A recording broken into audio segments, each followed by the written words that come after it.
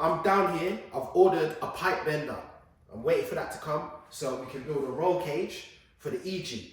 Because we're not sending it off to be roll caged. No. We do all that stuff ourselves, okay? So that's getting done. But I'm down here with some string, wire, whatever you want to call it, because I need to mock up and measure the lengths of piping that I'm going to need to use, okay? So we're down here with that. As you've seen from like nearly episode 1, I've been trying to shout and get hold of CPL to send this block off and get the engine all done so we can start getting this car moving. No, they haven't answered any of their emails. They haven't responded to me.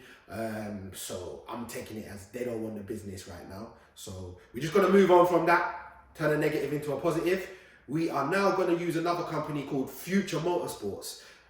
I've had a good talk with the owner there, and yeah, they seem more my type of company. They move more my kind of speed. So Friday or maybe next week, we're gonna fly up to go and see them. Still here, sat in a box, all prepped up, ready to go. CPL just been on a mess around. So yeah, like I said, they've lost that custom now, and we are going to spend our money elsewhere. As you can see, I'm sat inside a stripped out EG. The reason I'm sat inside the stripped out EG is because we are about to start measuring and taking all the measurements for the roll cage that we're about to fit inside here. So I'm not gonna gas and chat too much rubbish and crap. We're just gonna get on with that, and I shall chime back in with you at the end, like usual. You know my style, you know how we get on. So let's just crack out the work and keep things moving, yeah? As with most things, it starts with having to remove stuff, okay? So let's get this headliner out of the way. Once the headliner's out of the car, then we can start taking our measurements for the roll cage. Yeah, like I said, I've got another headliner that hasn't got the hole cut in it for the sunroof. So we don't need this headliner that's in the car. We just need to get it out of our way and remove some of the sunroof stuff as well, because obviously there's not going to be a sunroof there once the roof's cut off.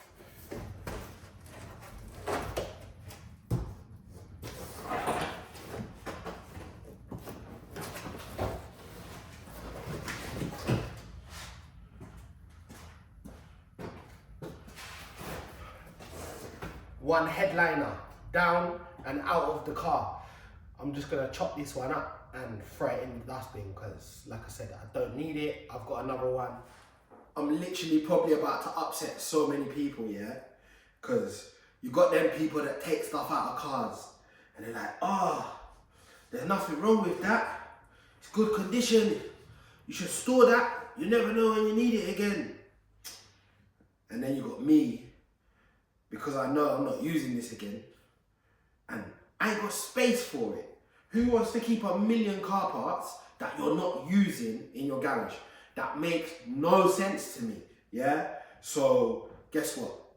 If someone was here, they wanted to buy it, cool, buy it, take it, do what you want to do with it. But I have not got time for that. So this is getting chopped up and I'm just gonna put it in the bin. It's that simple.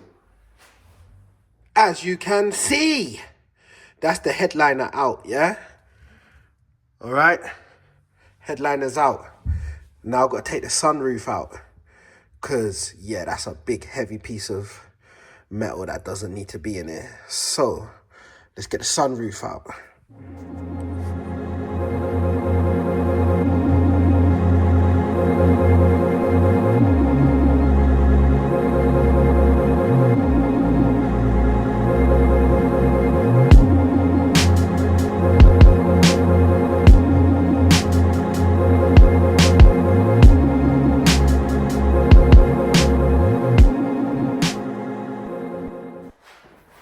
For those of you just joining me now, I'm about to destroy all of Sean's hard work that he put in on this roof.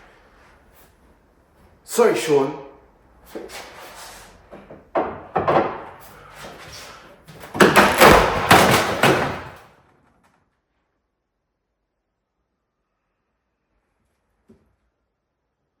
But that came out quicker than I expected.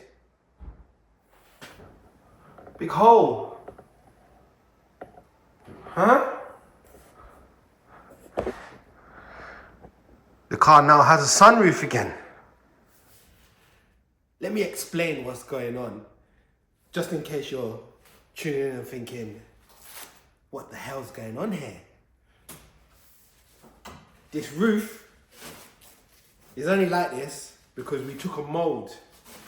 We needed to take a mold of the roof without a sunroof, but we couldn't get a tin top. So we just smoothed over the sunroof so that we could take a mold of this to make a carbon roof. This roof was never going to go on the road. This roof was never going to be driven. So all you people in the comments, oh, that would have just cracked as soon as you went out on the road. It's okay. Wind it back in. But yeah, this was literally just full up with tissue paper and a load of filler. That's it. Got a perfect mold though. So, done the job. Yeah.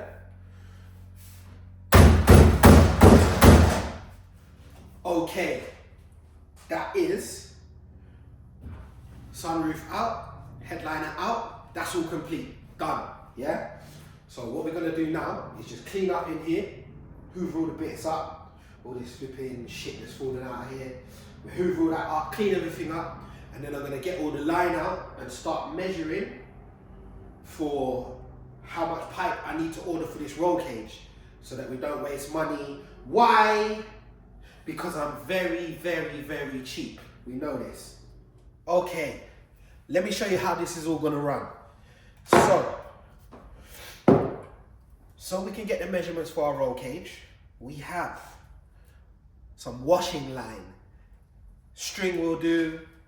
Anything that's basically a line that you can stick where you need to stick it.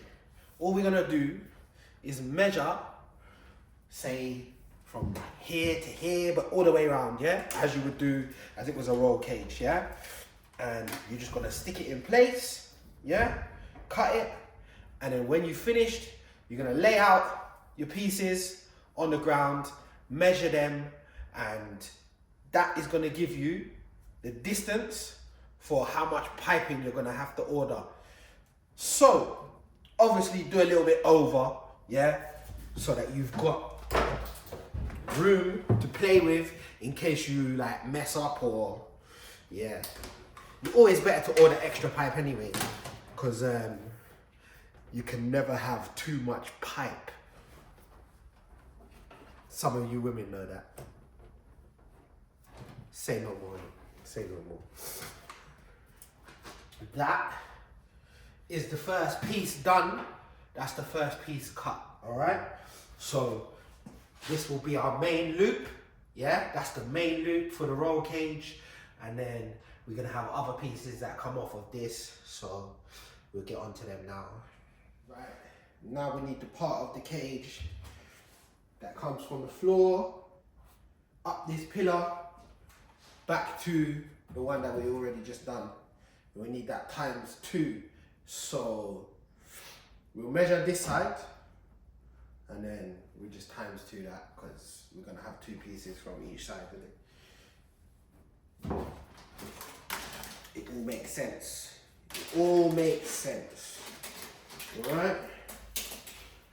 So these ones are literally just straight angles that come from that front loop. So we'll say there, yeah. We'll go over obviously. So we've got extra pipe. They'll be around here somewhere, bolted on. Well, welded in, not bolted on, but yeah. So let's go over. We'll just call that. Let's call that like 110, and that's ×2 because we're gonna have one that side as well. So let's start writing these down. Yeah, that is our measurements nearly done. We literally need to just do the door bars. So we're gonna have a bar that comes off of the main loop and goes back down to the floor here, okay? So one from there down to there, it's just a straight line again. So roughly we're gonna call that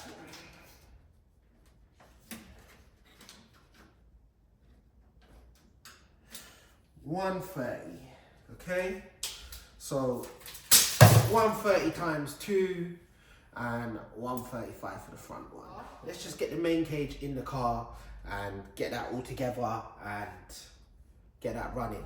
See, you can add pieces to this at any point. There's not a stress or anything like that. If I want to add an extra bar, that's a floor bar, I can just add that in. That's not really a problem.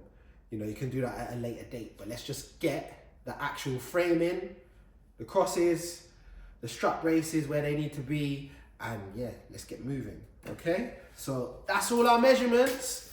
We just need to untape all this now and measure these lines, yeah? And we're good to go.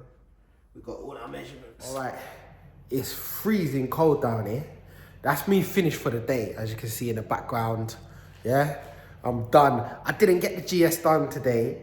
I could have, but you know what? Like I said to you, innit? I'm feeling a little bit jet lagged, a little bit tired. So yeah, I'm just gonna call it a day, and we'll do the GS tomorrow, innit? So, all right. But yeah, good productive day, done, finished.